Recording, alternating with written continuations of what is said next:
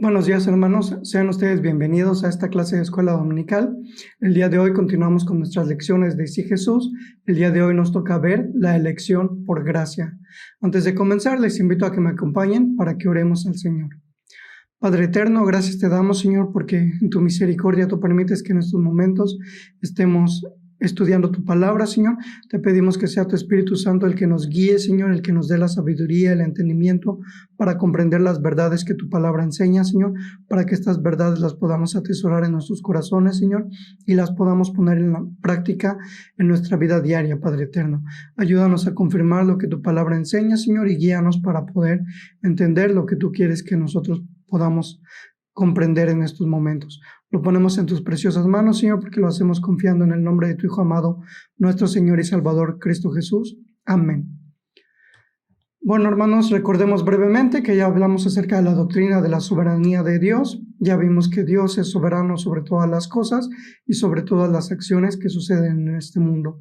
Asimismo, hablamos ya de la incapacidad del ser humano para buscar al Señor por iniciativa propia o por la propia voluntad de este ser humano, y veíamos que la única forma de ser justificados delante del Señor es por medio de la fe en la obra de nuestro Señor y Salvador, Cristo Jesús. El día de hoy vamos a comentar acerca de la elección por gracia. Primeramente tenemos que hablar acerca de la controversia de la elección, ya que la predestinación es una palabra que para algunos puede significar un tesoro consolador que permite entender mejor la gracia de Dios. Sin embargo, para otros es una calumnia en contra del carácter justo de Dios. Vemos que el autor Packer dice: la mente carnal del hombre, incluso entre los salvos, no soporta tener que abandonar la ilusión de que ella misma es capitán de su propio destino y dueña de su propia alma. Vemos que es un tema controvertido, sin embargo vamos a examinar lo que la Escritura nos dice para que nuevamente podamos entender las verdades que ella enseña y podamos tener certeza, seguridad acerca de lo que enseña de nuestra salvación. Primeramente tenemos que definir algunos conceptos. La predestinación quiere decir destinado antes, y en este sentido se refiere al arreglo divino de las circunstancias de la realidad para cumplir con los decretos hechos antes de la fundación del mundo. Habíamos visto en la lección de la soberanía del Señor que la realidad es producto de los decretos divinos. Por lo tanto, esta predestinación pues nuevamente viene a cargo del Señor. Cuando hablamos de la elección, nos referimos al decreto divino de crear de entre la humanidad que está condenada por causa del pecado a ciertos individuos para ser beneficiarios del don gratuito de la salvación. Seguimos insistiendo que la salvación es por gracia. Asimismo, tenemos que hablar del concepto opuesto a la elección, que es la reprobación, el cual tiene que ver con el decreto divino, mediante el cual Dios deja que una parte de la humanidad pecadora siga su camino hacia la condenación eterna. Ya hemos visto que el hombre es por naturaleza pecador y por lo tanto siempre va a buscar hacer el mal.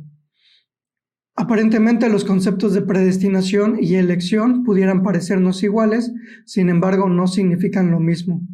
La elección encierra la decisión divina de salvar a algunos, en cambio la predestinación se refiere al poder de Dios para arreglar las circunstancias a fin de cumplir con sus decretos. Esta imagen lo ilustra de una mejor manera. El círculo podemos representarlo como si fuera todos los seres humanos que han existido y que existirán a lo largo de la historia. Vemos que un grupo es de elegidos y el otro grupo es de reprobados. Es decir, es uno elegido o es reprobado delante del Señor. Y en cambio la predestinación está actuando para que pues cada uno de los destinos de los seres humanos pues sean cumplidos, ¿no? Específicamente hablando de aquellos que son salvos, que son elegidos por parte del Señor para que las circunstancias nos lleven a un arrepentimiento delante del Señor. ¿Por qué es importante estudiar esta doctrina?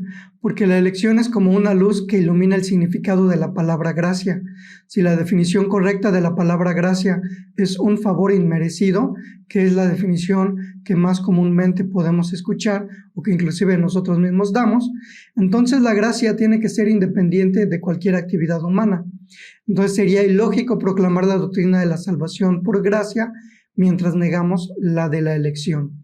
Romanos 11:5 nos dice: así que también, aún en este tiempo, ha quedado un remanente escogido por gracia, Por lo tanto, la elección es como un reflector que ilumina la palabra gracia.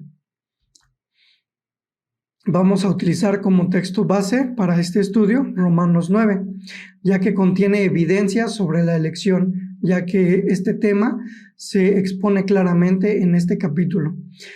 El apóstol Pablo expone las razones a través de 3 ejemplos gráficos, 3 argumentos que están mencionados en este capítulo.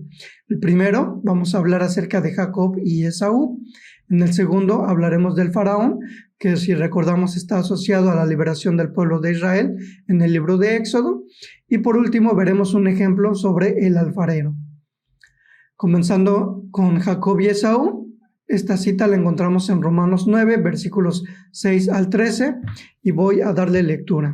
Dice la palabra: no que la palabra de Dios haya fallado, porque no todos los que descienden de Israel son israelitas, ni por ser descendientes de Abraham son todos hijos, sino en Isaac te será llamada descendencia. Esto es, no los que son hijos según la carne son los hijos de Dios, sino que los que son hijos según la promesa son contados como descendientes. Porque la palabra de la promesa es esta: por este tiempo vendré y Sara tendrá un hijo. Y no solo esto, sino también cuando Rebeca concibió de uno, de Isaac nuestro padre, pues no habían aún nacido, ni habían hecho aún ni bien ni mal, para que el propósito de Dios conforme a la elección permaneciese, no por las obras, sino por el que llama. Se le dijo: el mayor servirá al menor. Como está escrito: a Jacob amé, mas a Esaú aborrecí. Vemos claramente que a pesar de que Jacob y Esaú eran gemelos, siendo Esaú el primogénito, el Señor antes de que nacieran hizo la elección de escoger a Jacob en lugar de a Esaú, sin tomar en cuenta las características previstas en ellos. Asimismo, el apóstol Pablo enfatiza el vínculo entre el amor divino y la elección en el versículo 13. A Jacob amé, mas a Esaú aborrecí.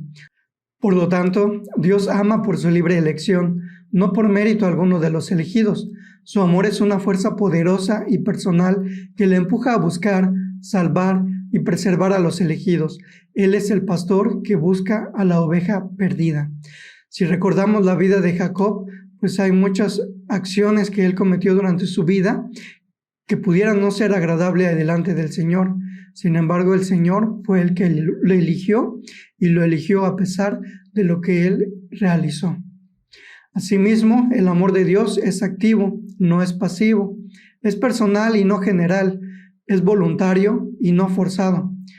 Jacob y Esaú son símbolos de los elegidos y de los reprobados. El Señor ama a los elegidos y aborrece a los reprobados. En este momento alguno pudiera preguntarse, ¿qué hay de aquellos versículos como Juan 3:16, que dice que Dios amó de tal manera al mundo que envió a su Hijo al mundo a morir por él? Podemos preguntarnos, ¿a quiénes ama Dios? ¿Qué distinciones existen relativas a las diferentes clases de individuos? Estas dos preguntas pueden ser resumidas en 2 elementos: extensión del amor y clase de amor.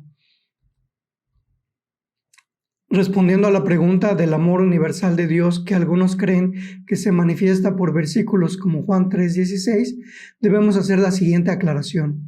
Es valioso proclamar el amor de Dios como uno de sus atributos principales, siempre y cuando esté equilibrado con la santidad de Dios y el señorío de Cristo, porque de otro modo, tal proclamación puede producir en la mente del oyente un concepto de Dios como un gran abuelito celestial que nunca haría daño a nadie, que tiene un amor pasivo y frustrado, amando a todos en general, un Dios impotente y frustrado que espera en vano que el hombre responda a sus rogativas. Tal concepto agrada mucho al hombre moderno, porque no representa ningún peligro. No es por nada que vivimos en una generación que no teme a Dios. Respondiendo a la pregunta, podemos ver que el amor de Dios efectivamente es universal, pero para sus elegidos. Hay que poner en el contexto adecuado estos versículos donde creemos encontrar un amor universal por parte del Señor hacia todos, inclusive en frases peligrosas que a veces repetimos dentro de la misma iglesia, como podría ser que el Señor ama a los pecadores, pero odia el pecado, ya que esto no es lo que la palabra enseña. El Señor siempre ha mostrado amor hacia su pueblo, hacia sus escogidos. A ellos es aquellos a quienes amó. Y a nosotros, como parte de su pueblo, se nos hace el llamado a predicar la fe y el arrepentimiento. Si el Señor ama a las personas que están escuchando, Él lo mostrará a través del acto de la conversión de la persona que escuchó el mensaje. Aquí es importante hacer otra aclaración. Dios ama al mundo entero en su capacidad de creador, pero a sus hijos en su capacidad como padre, ya que vemos que hay pasajes de la Escritura que nos enseñan que el sol sale para buenos y para malos. Asimismo, las cosechas y los alimentos son provistos para todos, y hay provisión para todos los pueblos en cuanto a hospedaje y a un lugar donde vivir. En teología, estas bendiciones las podemos llamar como gracia común, aquellas que son para todos los seres humanos que habitan en este mundo. Y la gracia especial la podemos distinguir como aquella que aplica únicamente en el concepto de la salvación para el pueblo escogido por parte del Señor. Esto lo podemos apreciar mejor en esta gráfica, donde el amor de Dios, vemos que para los elegidos hay amor paternal o ese amor especial, esa gracia especial que nos hace salvos, y asimismo tenemos el amor del Creador al recibir la provisión que necesitamos en nuestro día a día. Sin embargo, aquellos que son reprobados, que no son parte del pueblo de Dios, también reciben el amor del Creador al recibir las bendiciones de la naturaleza que el Señor provee. Dice Packer: ningún cristiano verdadero duda de que Dios lo ama, pero la cantidad de amor que él siente estará principalmente determinada por su concepto de cómo y cuándo le llegó el amor de Dios. Si él siente que la decisión divina fue condicional, dependiente de su aceptación a Dios, entonces él puede imaginar que el amor de Dios también es condicional. El amor significará que es el resultado de un contrato ofrecido por Dios. Yo te amaré primero, dice Dios, y si me amas a mí también, entonces te amaré más todavía. Recordemos que estuvimos comentando esto en la lección anterior de la justificación por la fe, en cuanto a que en algunas situaciones nosotros podemos sentirnos más cerca o más lejos del Señor, y esto viene condicionado por cómo nos sintamos en nuestra relación con el Señor en ese momento. Aquí es importante puntualizar lo siguiente. Complementamos con lo que nos dice Kenneth John. Pero si uno cree que Dios lo ha amado con un amor eterno y por lo tanto lo ha escogido y lo ha llamado, el sentido del amor es más profundo, porque ya tenemos un amor que floreció antes de que tomara lugar la reconciliación. Tenemos un amor que no fue dependiente de un arreglo. Tenemos un amor idóneo, incondicional e irresistible. Es inexhaustible en sus dimensiones. Es decir, el amor de Dios surgió mucho antes de que fuéramos reconciliados por Él a través de la obra de su Hijo amado Jesucristo. Él nos amó mucho antes de que nosotros le conociéramos, de que nosotros pudiéramos amarle, y por lo tanto esa es nuestra promesa, nuestra garantía y la seguridad que nosotros necesitamos para saber que el amor de Dios no cambia y no depende de las circunstancias actuales que nosotros estemos viviendo. El amor del Señor permanece con nosotros. Así que podemos concluir con Romanos 9, 15, 16. Pues a Moisés dice: tendré misericordia del que yo tenga misericordia, y me compadeceré del que yo me compadezca. Así que no depende del que quiere, ni del que corre, sino de Dios que tiene misericordia. A Dios sea la gloria por esto. Continuando con las ilustraciones, tenemos la siguiente ilustración de Faraón, Romanos 9, 17, 18. La palabra del Señor dice así: porque la Escritura dice a Faraón: para esto mismo te he levantado, para mostrar en ti mi poder y para que mi nombre sea anunciado por toda la tierra, de manera que de quien quiere tiene misericordia y al que quiere endurecer, endurece. El apóstol Pablo presenta aquí la difícil doctrina de la reprobación, según la cual Dios ha pasado por alto a algunos en el decreto de la elección. Si Dios elige a algunos para salvación, es evidente que deben existir otros que no son escogidos. Aunque la elección y la reprobación son las dos caras de la predestinación, no funcionan igual. En la elección, el Señor cambia la mente para disponernos a aceptar la salvación en Cristo. En cambio, en la reprobación, el Señor no necesita actuar en el hombre porque éste ya está dispuesto a pecar sin ninguna ayuda. Recordemos la doctrina de la incapacidad total humana o la depravación total humana, la cual nos enseña que precisamente el hombre está muerto en sus delitos y pecados. Asimismo, podemos remontarnos a la historia bíblica en Éxodo, donde unos cuantos versículos nos dicen que el Señor endureció el corazón del faraón, mientras que otros versículos nos dicen que el faraón endureció su propio corazón. Uno se puede preguntar, ¿cuál afirmación es correcta? La respuesta es, las dos son correctas. Tanto el Señor puede endurecer el corazón de aquel que está reprobado para confrontarlo con la verdad, o la persona puede reaccionar de acuerdo con su naturaleza pecaminosa y endurecer su propio corazón. Recordemos que cada uno de nosotros merecíamos el mismo destino de Faraón. Antes de acercarnos a Cristo, todos teníamos un corazón duro. La diferencia está en la misericordia de Dios y no en la superioridad moral de los elegidos. La tercera ilustración nos va a hablar acerca del alfarero y los vasos de barro. Romanos 9, del 19 al 24, nos dice lo siguiente. Pero me dirás, ¿por qué pues inculpa? Porque ¿quién ha resistido a su voluntad? Mas antes, oh hombre, ¿quién eres tú para que alterques con Dios? Dirá el vaso de barro al que lo formó, ¿por qué me has hecho así? ¿O no tiene potestad el alfarero sobre el barro para hacer de la misma masa un vaso para honra y otro para deshonra? Y que, si Dios, queriendo mostrar su ira y hacer notorio su poder, soportó con mucha paciencia los vasos de ira preparados para destrucción, y para hacer notorias las riquezas de su gloria, las mostró para con los vasos de misericordia que él preparó de antemano para gloria, a los cuales también ha llamado, esto es, a nosotros, no solo de los judíos, sino también de los gentiles. Hago énfasis en el versículo 20. Mas antes, oh hombre, ¿quién eres tú para que alterques con Dios?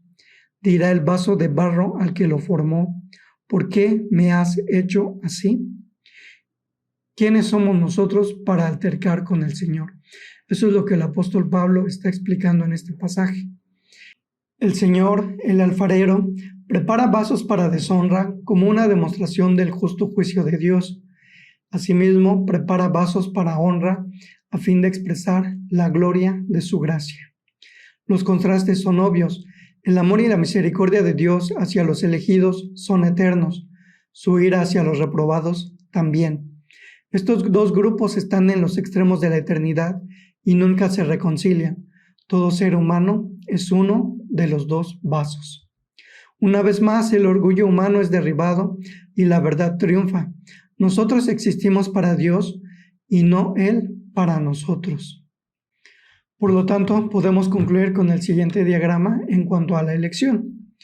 Según Hechos 13:48, la elección precede a la fe salvadora. Según Efesios 2:10, la elección precede a las buenas obras. Según el Salmo 89:3, la elección precede a los pactos.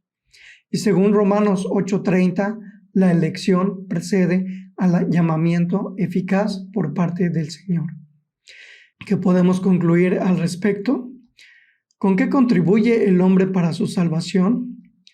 La naturaleza humana presupone que la salvación es una obra mutua y cooperativa entre el Señor y el hombre. El hombre añade su parte y Dios responde con la gracia, de manera que la gracia no es soberana. Sin embargo, aquí hay un sutil autoengaño que se esconde, porque no debemos preguntarnos si el ser humano contribuye en algo, ya que la respuesta es que el ser humano no puede contribuir en nada. La predestinación nos lleva a una confrontación con nuestra naturaleza corrupta, con nuestra incapacidad total y con un Dios realmente soberano. Es un asalto sin tregua en contra del orgullo y autosuficiencia humanas. Recordemos que ya habíamos visto anteriormente estas doctrinas de la soberanía del Señor y la incapacidad del ser humano, y habíamos concluido que toda la obra salvífica o salvadora proviene por parte del Señor. Por lo tanto, el ser humano no contribuye en nada para su salvación. Toda la salvación proviene del Señor. Quisiera dejarles lo siguiente, que resume lo que estuvimos viendo en toda esta lección, para que podamos comprender mejor todo este tema de la elección. El patrón bíblico es sencillo. Dios, por su voluntad soberana, escogió a un pueblo para la salvación sin tomar en cuenta sus méritos. Con este pueblo, Dios instituyó un pacto de gracia, proveyó un sacrificio de sangre para confirmar el pacto y los preservó. Podemos resumir esto con la siguiente secuencia. Primeramente, hay una elección por parte del Señor, ya sea hacia su pueblo o hacia nosotros como individuos receptores de su gracia. Posteriormente, hay un pacto que el Señor establece con su pueblo y que cumple a través de un sacrificio. En el Antiguo Testamento, el sacrificio era ofrecido por los sacerdotes. Para nosotros, el sacrificio perfecto fue nuestro Señor y Salvador Jesucristo. A través de este sacrificio, el Señor garantiza la preservación de sus escogidos. En el Antiguo Testamento vimos que el pueblo de Israel fue preservado contra todas las potencias enemigas que querían destruirlo.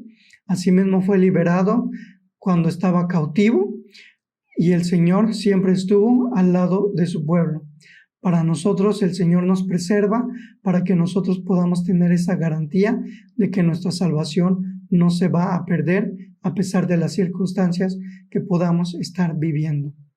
Por lo tanto, este es el patrón bíblico: la elección, el pacto, el sacrificio y la preservación. Si el Señor lo permite, estaremos hablando más acerca del sacrificio de nuestro Señor Jesucristo en la siguiente lección, mientras que la preservación corresponde a la santificación del pueblo de Dios, que es otra lección que primeramente el Señor estaremos viendo más adelante. Hermanos, les agradecemos mucho su atención, que el Señor les bendiga y les siga preservando en esta situación que estamos viviendo. Síganos acompañando a las actividades que seguimos teniendo como iglesia de manera virtual. A mediodía tenemos el culto hacia nuestro Dios. Asimismo, si usted tiene alguna necesidad o alguna petición de oración, puede comunicarse con algún miembro de la Junta de Diáconos, del consistorio o con nuestro pastor, y nosotros estaremos orando por ustedes. Que el Señor les bendiga.